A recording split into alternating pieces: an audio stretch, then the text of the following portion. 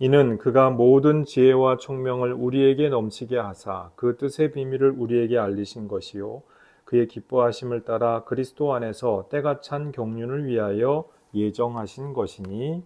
아멘. 예수님께서 우리 인류를 위하여서 희생양이 되심으로써 이 온 세상의 죄악을 담당하셨죠. 그 인류가 태초부터 늘 해왔던 것처럼 희생양을 누구 하나를 만들고 그 죄를 뒤집어 씌움으로써 자기들이 의로워지고 자기들의 안전과 평화가 보장받는다는 식으로 그렇게 이번에도 어, 이 세상을 이끌고 가려고 했죠. 그것이 바로 십자가 사건의 본질이고 그것을 통하여서 이 세상의 죄가 또다시 한번 이렇게 덮어지려고 했습니다. 그런데 십자가 사건이 하나님이 보시는 십자가 사건은 무엇입니까? 이 세상에서 모든 죄인과 악인들이 자기의 죄를 은폐하기 위하여서 행하였던 모든 것들이 십자가 사건을 통해서 폭로되게 하시는 그 사건인 거예요. 그래서 얼마나 악인들이 자신들의 정당성을 관철시키기 위하여서 이 세상의 약자들과 무고한 사람들을 희생하기를 기뻐하고 즐거워하는지 하는 것이 그 실체가 드러나도록 그렇게 십자가 사건을 통하여서 역사하셨죠. 그리고 십자가 사건 이후에 그것으로서 예수의 모든 일이 끝난 것이 아니고 부활 사건을 통하여서 십자가 사건의 진정한 본질이 드러나게 하셨죠. 그것은 악에 대하여서 희생양으로서 그 길을 끝까지 가심으로 말미암아 오히려 죄와 악에 대하여서 승리를 거두는 굉장히 역설적인 길이죠. 그리고 하나님의 그 무한하신 정의 앞에서 진정으로 무흠하고 또 무죄하신 분이 인간의 모든 죄와 허물을 담당하셔서 십자가 희생을 감당하심으로써 인간을 대신하신 것입니다. 인간 한 사람이 죄악을 범했을 때 그 죄악을 어떻게 갚겠어요? 그 사람이 사람을 살인을 했으면, 범죄를 행했으면 거기에 똑같이 등가 교환을 한다고 생각을 할 때 인간 한 사람 한 사람의 그 죄악을 어떻게 갚겠습니까? 인간의 종교성이라고 하는 것이 그것을 가지고 등가 교환적인 사고방식을 가지고 자기의 죄를 덮고 없는 듯이 그렇게 하는 식으로 종교성을 발전시켜 왔죠. 이것이 인간에게 있는 율법주의인데 하나님 앞에서 율법주의가 통하지 않는 거예요. 왜? 하나님은 무한하신 분이고 인간이 가지고 있는 그 유한한 가치 가지고는 등가 교환이 성립을 할 수가 없기 때문에. 그런데 무한하신 하나님 앞에서 무한하게 죄가 없으신 예수께서 인간의 그 생명, 인간의 죄값, 이 모든 것들을 다 짊어지고 가시기 때문에 그 무한과 유한 사이에 등가 교환이 일어난 거예요. 등가 교환이 아닌 것이 이렇게 교환이 일어나게 된 것이죠. 그래서 마르틴 루터는 이러한 교환을 일컬어서 행복한 교환이라고 표현을 한 바가 있죠. 그래서 바로 우리가 그 대속적인 예수님의 죽음 그리고 생명을 다 드리시는 그 보혈의 공로로 말미암아 우리가 구원의 반열에 이룰 수가 있게 된 것입니다. 자, 7절 말씀에서 우리가 이와 같은 그 줄거리의 내용을 사도 바울이 말씀을 하시고자 한다는 것을 보았는데요. 이제 8절 말씀에 보니까 하나님께서 우리에게 복을 주시되 어떤 복을 주시느냐? 대속의 복을 주시고 이 대속의 복에 이어서 지혜와 총명의 복을 우리에게 주신다 했습니다. 예수님을 믿으면은 막 머리가 좋아집니까? 그런 뜻일까요? 막 시험 점수 막 100점 받고 막 그런 겁니까? 대학을 막 좋은 스카이 대학 가고 그렇게 된다는 것일까요? 그 말씀이 아니고 모든 지혜와 총명을 우리에게 넘치게 하신다라고 하신 것은 인생에 관련된 모든 인생을 살아가는 진정한 가치에 있어서 지혜와 총명을 말씀하는 것이죠. 고전 헬라어에서는 이 총명이라고 하는 것은 어떤 실천적인 측면을 이야기하고 지혜는 이론적인 측면에 관련된 것을 이야기한다고 합니다. 근데 성경에서는 지혜와 총명 혹은 지혜와 명철이라고 이야기를 할 때 이것은 그냥 하나의 표현을 가지고 마치 바늘과 실처럼 하나로 이렇게 하나의 개념을 나타내는 관용 표현이라고 하는 것이에요. 한마디로 슬기로운 사람이 되게 하셨다라고 하는 것이죠. 어떤 슬기로운 사람입니까? 예수를 믿으면은 하나님의 마음을 아는 그 슬기가 있는 사람이 된다라고 하는 것이에요. 하나님의 뜻을 아는 바로 그 슬기로운 사람이 된다. 우리가 하나님의 뜻을 어떻게 알죠? 하나님의 마음을 어떻게 알죠? 예수님의 십자가 사건을 보면은 우리가 하나님의 마음이 바로 저것이구나 하는 것을 안다라고 하는 것이에요. 십자가 사건을 보면서 예수라는 청년이 한 사람이 참 기특하게 십자가에 달려 죽었네. 이 정도 생각을 해가지고는 사실은 하나님의 뜻을 아는 것이 아니죠. 그것은 피상적인 우리 이 세속적인 눈으로 볼 때, 피상적으로 볼 때 십자가 사건이 그런 것이고, 그 십자가 사건의 본질이 무엇이냐? 그 안에 하나님의 마음이, 하나님 아버지의 마음이 드러나 있다라고 하는 것이에요. 십자가 사건은 단지 인간 예수 혼자의 사건이 아니라 성삼일체 하나님께서 함께 참여하시는 구속의 사건, 대속의 사건이다라고 하는 바로 그것을 말씀한다고 하는 것이에요. 그래서 8절 말씀해 보니까 그 뜻의 비밀을 우리에게 알리셨다 했습니다. 그러니까 여기서 비밀이라고 하는 말이 원문으로 보면 미스테리온입니다. 미스테리온 그 얘기 좀 많이 들어본 것 같죠? 왠지 익숙하죠? 미스테리 아닙니까? 미스테리? 그러니까 그 뜻의 미스테리, 신비를 우리에게 알리셨다. 비밀을 알리셨다. 비밀이나 신비나 이제 두 가지 의미가 다 있는 것인데요. 이것을 그 라틴 불가타 성경을 보면은 이것을 사크라멘툼이라고 옮깁니다. 우리가 이제 사크라멘트라고 하면은 성례전을 가리키는 것이거든요. 그래서 중세 시대에는 이 뜻의 비밀을, 이 뜻의 성례를 우리에게 알린 것이다. 이렇게 해석을 해버렸다는 것이에요. 왜? 성경에 그분들이 읽었던, 그 시대에 읽었던 불가타 성경에서 사크라멘툼이라고 했으니까, 사크라멘툼이 틀린 번역은 아닌데, 이제 그 사크라멘툼이 어떤 비밀, 제의를 뜻하는 것은 원래 아니거든요. 근데 이제 중세 시대에 그 미사 제도가 막 이렇게 좀 그 발달을 했다고 할까요? 좀 이게 지나치게 번성을 하다 보니까 약간 좀 오해가 된 측면이 있는 것이죠. 그래서 이제 종교개혁 시대에 칼뱅 선생이 여기에 대해서 아주 통렬하게 그게 도대체 문맥상 무슨 상관이야 이제 하면서 아주 그 통렬하게 이제 비판을 한 적이 있죠. 그러니까 이 비밀, 신비, 하나님의 비밀이요 신비는 무엇입니까? 이것은 어떤 특정한 제의를 가리키는 것이 아니라는 것입니다.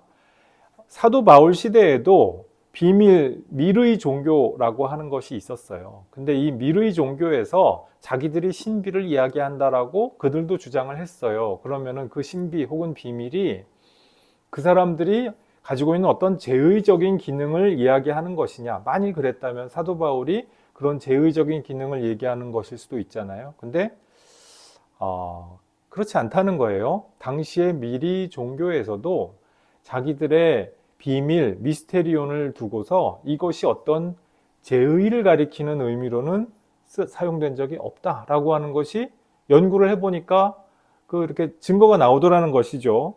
그러니까 여기서 비밀은 무엇이냐? 어떤 특정한 제의가 아니라는 거예요. 어떤 기독교 예배가 됐든지 혹은 당대의 어떤 그 미르이 종교의 그런 어떤 제의가 됐던지 종교 제의를 가리키는 것이 아니겠다. 그럼 이 뜻의 비밀, 미스테리오는 뭘 가리키는 겁니까? 우리 지금 7절 말씀을 통하여서 이 구속의 복이 결국엔 무엇에 대한 복이라고 알고 있어요? 우리가 예수님을 구주로 영접하는 그 복이라고 하는 것을 알고 있잖아요. 그러니까 8절, 9절 말씀에서도 말씀하고 싶어 하는 것은 바로 그것입니다. 그 뜻의 비밀을 우리가 알게 된다. 그 뜻의 비밀은 무엇이냐? 예수님에 대하여서 알게 된다고 하는 것이에요. 우리가 십자가를 보고 지혜와 총명이 하나님께로부터 흘러넘쳐서 지혜롭고 총명하고 명철하게 되어서 할 수 있게 되는 일이 무엇이냐? 예수님이 바로 하나님의 마음을 우리에게 전달해 주시는 분이로구나.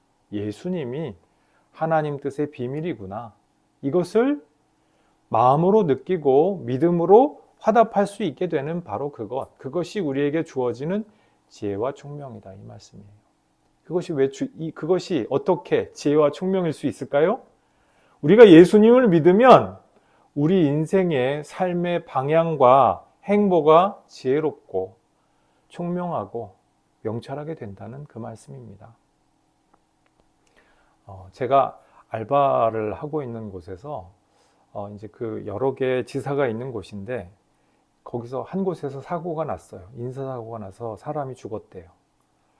그러니까 이제 거기를 이렇게 다 관할하고 있는 그 큰 회사에서 어떻게 했는지 아세요? 지난주에 제사를 드린 거예요. 무당을 불러다가 구슬하고 제사를 했더라고요.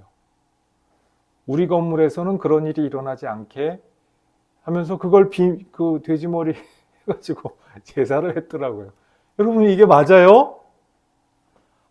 이 똑똑하다는 사람들이 어떻게 이런 아니죠. 인생이 지혜와 총명을 가지고 살아야 될 거 아니에요. 그런데 이런 어리석은 일을 하고 있다는 것입니다. 여러분, 지혜롭고 현명한 일이 무엇입니까? 문제가 생겼다 한다면은 거기에 대해서 명철하게 지혜롭게 어디서 문제가 터진 것인가 알아보고 그 나머지는 하나님께 맡기고 이것이 정상 아니에요? 예수님과 함께 걸어가면서 그렇게 판단하는 것이 정상 아니에요? 그것이 지혜 아니에요? 그런데 돼지머리 따다가 그거 해놓고선 이걸 한다고요? 아니, 섬길 자를 섬겨야지. 그렇지 않겠습니까? 섬길 자를 섬기고 경외할 자를 경외를 해야지. 천지 만물을 창조하시고 인간의 생사화복을 주장하시는 하나님께 의뢰를 해야지. 도대체 어디다가 빌고 있는 것이에요. 그래서 하나님의 뜻이 어디 있으며 하나님의 진정한 마음이 무엇인지 아는 것, 이것이 바로 인간에게 주어지는 그 신비, 비밀, 특권이라고 하는 그 말씀이에요. 근데 이 비밀, 미스테리오는, 예수님이라고 하는 미스테리오는요, 우리가 여기서 오해하지 말아야 될 것은 공개된 비밀이라고 하는 그 사실입니다. 우리가 예수님을 믿는다고 할 때 예수님의 그 복음을 깨달아서 나만 지혜롭고 우리 집단 벗어나면은 그 사람들은 바보고 이런 겁니까? 그렇지 않다는 것이에요. 이것은 온 세상에 공개되어 있고 온 세상 사람들에게 믿으라고 초대가 되고 있는 바로 그 비밀, 바로 그 소식이죠. 근데 문제는 무엇입니까? 이 비밀이 사람들한테 전부 공개가 돼서 그야말로 공공연한 비밀이 됐는데 사람들이 이것을 알아듣지 못해요. 알아듣기를 거부해요. 왜? 자기들의 욕심과 욕망과 추구하는 바가 마음이 다르기 때문에 눈이 가리워져서 보여야 되는데 보이지 않아요. 그러다 보니까 비밀이 된 것이죠. 그 이름은 글자 그대로 송명희 시인의 표현대로 비밀이 된 것이죠. 그것이지, 이것은 막 우리 교회에서만, 우리 집단에서만, 우리만 알아. 다른 사람들은 다 이단이고 지옥 갈 사람들이야. 그런 뜻은 아니라는 것이에요. 하나님이 모든 사람들이 구원받도록 초대하기를 기뻐하시는 분이십니다. 그래서 심지어는 이 비밀은 사도 바울만 아느냐, 혹은 뭐 토마스 아퀴나스나 뭐 칼 바르트나 이런 대단한 분들만 아느냐, 아니라는 것이에요. 우리가 그 십자가 사건과 부활 사건의 그 소식을 듣고, 아, 이것이 하나님의 뜻이로구나, 이분이 바로 하나님의 독생자시구나 하는 것을 느끼고 고백하게 되는 그 사람들은 그 언어에, 고백하는 언어에 차이는 있을 수가 있어요. 누구나 다 막 토마스 아퀴나스처럼, 칼뱅 선생처럼, 칼바르트처럼 그렇게 얘기하시는 건 아니에요. 그렇잖아요. 근데 그렇게 하지 못한다고 할지라도 우리가 십자가를 보면서 이것이 하나님의 마음이구나 라고 하는 것을 깨닫는 사람들은 이미 그것을 깨달을 수 있도록 하나님께서 지혜와 총명을 부어주셨기 때문에 그렇게 하고 있는 것입니다. 이것은 모든 신자들에게 이미 주어져 있는 비밀이고요. 특정 누구만 알 수 있는 그런 것은 아니라고 하는 것이에요. 그래서 죄사함과 거듭남의 비밀, 뭐 이렇게 그 구원파 쪽에서 얘기하는 그런 얘기들이 있습니다. 그것을 깨달은 사람만, 그 비밀을 깨달은 사람만 기독교인이고, 그 얘기를 자기들이 얘기하는 대로 이야기할 수 없으면 기독교인이 아니라는 거예요. 기독교인으로서 낙제라는 거예요. 이 말이 맞겠어요? 죄사함과 거듭남 맞습니다. 그거 자체는 괜찮아요. 근데 그걸 깨달아야만, 자기들이 원하는 그 언어로만 그게 그래서 비밀이다? 그건 아니라는 것이죠. 여기서 비밀은 예수님, 그리스도를 가리키는 것입니다. 구원파가 좀 안타까운 점이, 예수님을 믿으려고 하는 건 좋아요. 그리고 거기에 대해서는 좋은데, 근데 이상한 분파주의가 있어요. 그래서 분파주의는 이단입니다. 근데 자기들에게만 진짜 구원이 있다는 거예요. 일반 기성교회는 구원이 없다는 거예요. 이제 이런 식으로 성경을 해석하면 곤란한 것이죠. 바울파에만 구원이 있고, 우리 성경에서 그렇게 배우지 않잖아요.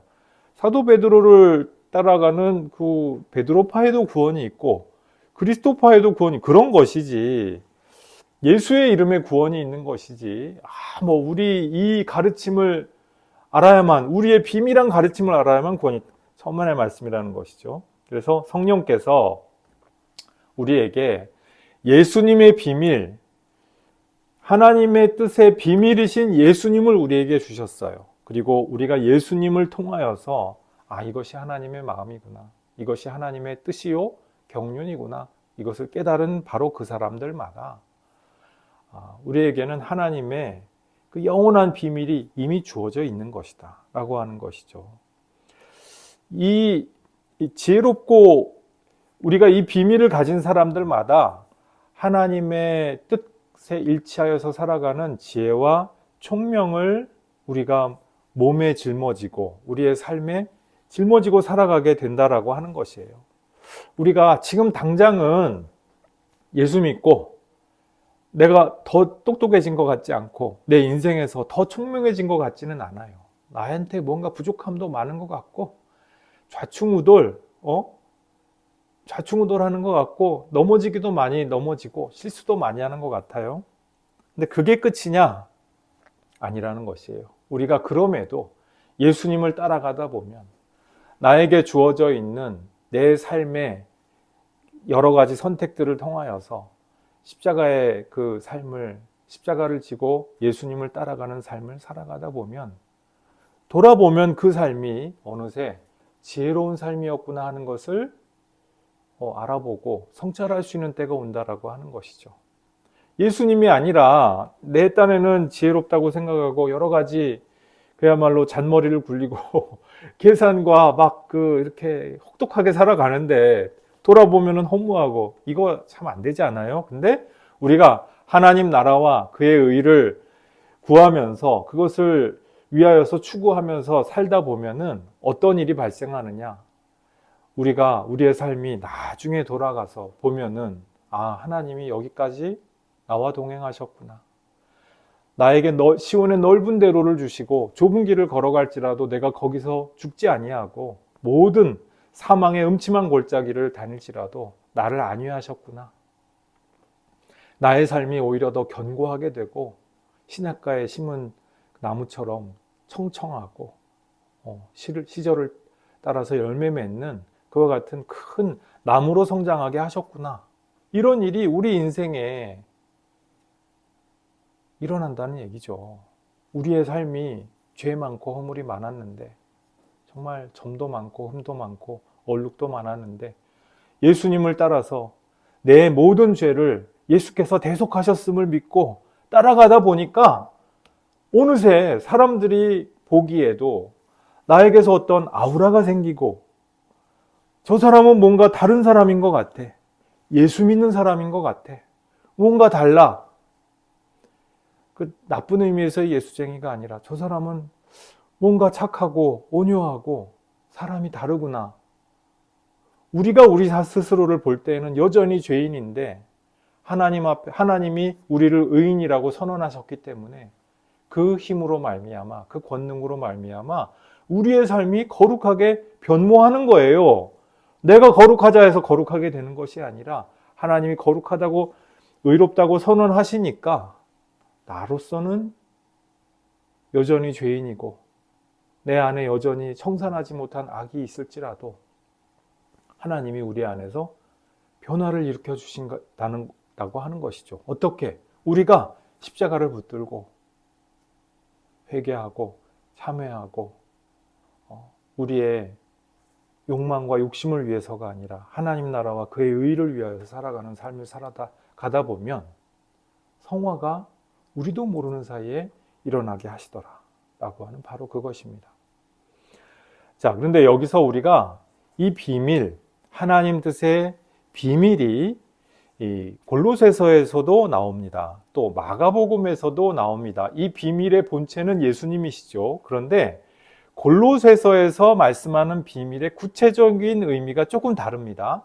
에베소서에서도 조금 달라요. 마가복음에서는 십자가에 달리신 예수님에 대하여서 직접적으로 얘기하는 것인데 이 에베소서에서는 그러면은 이 비밀이 어떤 비밀이냐? 특별히 그리스도의 몸인 교회와 한 몸 되신 바로 그 그리스도에 대하여서 하나님의 비밀이라고 한다는 사실이에요. 우리가 하나님의 비밀을 어떻게 아느냐?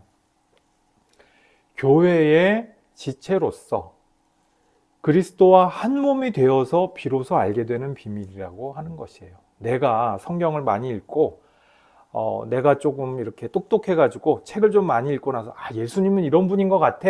그렇게 해서 비밀을 아느냐?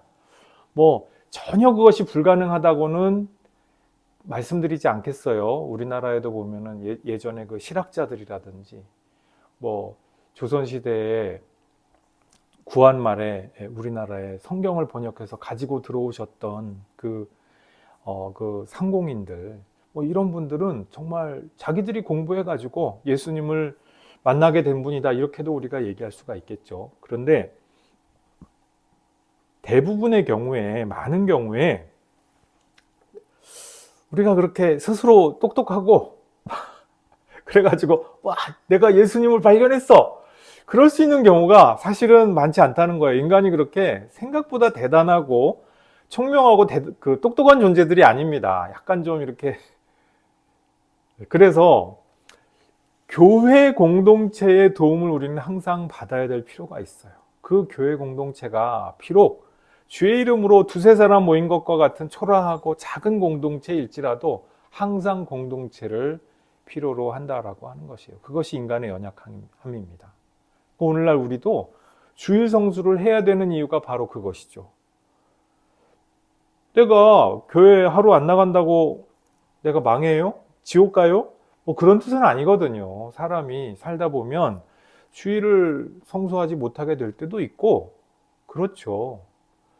그런데 주일을 못 지킨다고 할지라도 일주일에 최소한 하루는 주일을 못 지켰다 그러면 수요일이 됐든지 금요일이 됐든지 혹은 새벽 기도 어느 날이 됐든지 하루라도 내가 주님을 위하여서 주님을 예배하고 주님에 대해서 깊이 생각하여 보는 시간을 단 하루라도 할애를 하려고 하는 최소한의 노력과 성의가 필요하다는 거예요. 물론 그 막 예배 자리에 왔는데 막 그날 못 견디게 졸려 졸아 뭐 그럴 수도 있겠죠. 근데 우리가 SNS며 유튜브며 TV며 OTT는 열심히 보고 열심히 즐기잖아요. 근데 거기에 비해서 우리가 성경 읽고 내 인생에 대하여서 하나님의 말씀으로부터 고민하여 보고 성찰해 보는 시간이 얼마나 되느냐는 것이에요. 물리적인 시간이 필요한 것이거든요. 그래서 주일 성수하자는 것이에요. 주일 성수할 때 단 두세 사람이라고 할지라도 10명, 20명 그야말로 적은 인원이라고 할지라도 나 혼자서 읽고 골방에서 나 혼자 성경 읽고 그러니까 나는 예수님을 잘 믿어. 그거보다 우리가 다 함께 공동체로서 모여 있을 때 그 믿음이 훨씬 좋다라고 하는 것입니다. 오늘날 특별히 이 한국적인 상황에서 교회가 참 위태위태합니다. 교회가 이 극우화의 조짐이 굉장히 많이 보이고 있어요. 원래도 우리가 이제 지난번 특강에서도 말씀을 좀 나눴지만은 우리 대한민국의 이 한국 교회가 100년 넘는 역사 가운데에서 원래부터도 근본주의 성향이 강했고 권력자들에게 부역하는 성향이 있었어요. 이것은 매 고비마다 매 시점마다 갱신하고 개혁하고 참여하고 바꿔나가면 됩니다. 그런데 이 역사에서 한번 추진력을 얻어버린 이 죄된 힘이 청산되는 것이 간단하지 않다는 것이에요. 애당초 모였을 때 이 근본주의 세력 그리고 부역하는 세력이 딱 세력을 딱 얻고서 자가 발전을 하다 보니까 이게 쉽게 청산되기 어려운 점이 있어요. 그래서 이제 이 윤석열 쿠데타 이후에 유명한 목사님들 몇 분들이 이제 다시 부역자의 그 DNA가 발동을 해가지고 참 안타까운 선택들을 하시고 말씀들을 하시는 것을 보면은 이게 너무 괴로운 얘기죠. 안타깝고 참 저분 너무 존경스럽고 존경스럽게 목회를 잘 하던 분이셨는데 저렇구나. 참 안타깝다고 생각이 되는 부분인데 그럼에도 우리가 성도로서 그리스도의 몸에 항상 연대해야 됩니다. 만일에 극우 성향의 교회에서 내가 설교 듣는 것이 너무 힘들다 그러면은 죄송하지만 그런 교회는 나오셔야 됩니다. 계시의 원천인 그리스도 말고 반공주의가 그 신앙의 원리가 되어 있는 그런 교회는 교회의 길을 포기하고 있는 교회라고도 말씀을 드릴 수가 있어요. 교회 외양은 다 있는데 교회의 본질을 포기하고 있는 교회다 이렇게 말씀을 드릴 수가 있습니다. 그래서 죄송한 말씀이지만 그런 교회에서는 나오십시오. 우리 같은 이런 차라리 개척교회를 오십시오. 확인해 보시고 그렇지 않은 교회를 오셔야지. 그러나 그럼에도 주일 성수를 교회를 통하여서 성도들이 함께 연대해서 하는 쪽이 내가 혼자 그냥 있어서 정광훈 무리들이 저렇게 너무 실망스러우니까 한국교회가 거기에 다 부안해동 하는 것처럼 보이니까 너무 실망스럽다. 한국 개신교는 끝났구나. 교회 가지 말아야지. 이렇게 진행이 되는 것은 좀 안타까운 사고의 전개라고 하는 것이죠. 오늘날 소위 말하는 가나안 성도가 많잖아요. 우리 지난번에 시민저항권에 관해서 특강 그것을 올리니까 우리 교회 채널에 엄청나게 많은 분들이 들어오셔서 아주 오래 보신 평균적으로 다 오래 보신 것은 아니라고 할지라도 굉장히 많은 분이 오셔서 거기에 이렇게 댓글을 달아주시고 하는 것을 경험하면서 아직도 많은 성도분들이 교회에 실망하면서도 마음을 완전히 이렇게 버리진 않으셨구나 하는 생각을 했습니다. 그래서 참 위로도 받고 저도 용기를 얻었는데요. 근데 문제는 무엇이냐? 우리가 그리스도의 몸으로서 함께 연대해야 된다고 하는 것이죠. 그 하나님 뜻의 비밀을 안 자들은 함께 교회에 모여서 연대를 할 필요가 있다. 연대를 하면서 서로의 존재가 이 자리에 그냥 앉아만 있어서 서로가 서로에게 힘이 되는 것이에요. 그래서 단 두세 사람이 모일지라도 바로 그 자리에서 성령께서 활동하시고 하나님의 뜻의 비밀, 그 경륜이 그 가운데서 선포되고 그것을 통하여서 하나님의 영광이 나타나도록 그렇게 하나님이 작정하시고 예정하신 것이라는 것이죠. 자, 그래서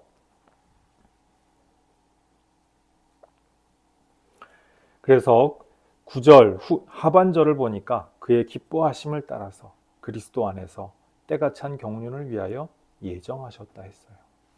하나님께서 어떤 특별하게 더 똑똑해서 의로워서 더 자격이 있어서 주신 것이 아니라는 거예요. 그의 기뻐하심을 따라서. 원인이 우리 각자에게 있는 것이 아니라 온전히 하나님의 구원 의지, 그 기뻐하시는 구원 의지에 있기 때문에 모든 사람에게 어떠한 방식으로 그 비밀을 알려주실 것이냐, 그리스도 안에서라고 하는 방식을 정하시고요, 때가 찬 경륜을 위하여서 예정하셨다. 어떤 방식으로 어떤 때에 어떤 사람들에게 전해줄지도 예정을 해주셨다는 것이에요. 내가 너무 지혜롭고 내가 너무 똑똑해서 내가 너무 대단해서 나는 구원받아야 돼 라고 하는 사고방식을 갖고 있다면 그런 사람들은 자연스럽게 구원의 반열에서 배제가 되는 거예요. 자기 스스로 자기를 배제하는 거예요. 그러나 내가 부족하고 나의 허물과 나의 부족함과 모자람, 이 모든 것들을 십자가에서 발견하고 내가 그럼에도 불구하고 하나님께 구원받고 싶다라고 하는 바로 그 마음속에 경건한 소망을 가진 바로 그 사람들을 하나님은 예정하기를 원하신다라고 하는 것이죠. 자, 그래서 하나님의 비밀을 아는 그 지혜와 총명이 우리에게 주어져 있습니다. 이 지혜와 총명은 세상에서 이야기하는 지혜와 총명이 아니죠. 바리새인들이 가지고 있었던 것 같은 지혜와 총명이 아니고요. 자기를 어린아이처럼 낮출 줄 알고 자기 부족함을 진정으로 알아서 그래서 하나님 앞에 모이기를 기뻐하는 바로 그 사람들, 바로 그 사람들에게 약속되어 있는 바로 그 지혜와 총명의 복입니다. 이 지혜와 총명의 복을 마음으로 믿음으로 받아들이고 이 복을 충만하게 누리시는 교우 여러분들, 우리 성도 여러분들 모두 되시기를 주님의 이름으로 축복합니다. 기도하시겠습니다. 하나님 아버지, 주님께서 우리에게 지혜와 총명의 복을 허락하여 주시어서 하나님의 마음이 무엇인지 예수님의 십자가 사건을 보면서 알 수 있도록 은혜 베풀어 주신 것 감사합니다. 우리의 마음에 감동 감화하여 주시고 깨달음을 주시고 우리의 삶으로서 하나님 앞에 아멘으로 화답할 수 있도록 은혜 베풀어 주신 것 감사합니다. 이 비밀의 경륜이 온 세상에 증거될 수 있도록 우리를 붙들어 주시고 함께하여 주시옵소서. 특별히 교회가 여러 가지로 어려운 시대가 되었습니다.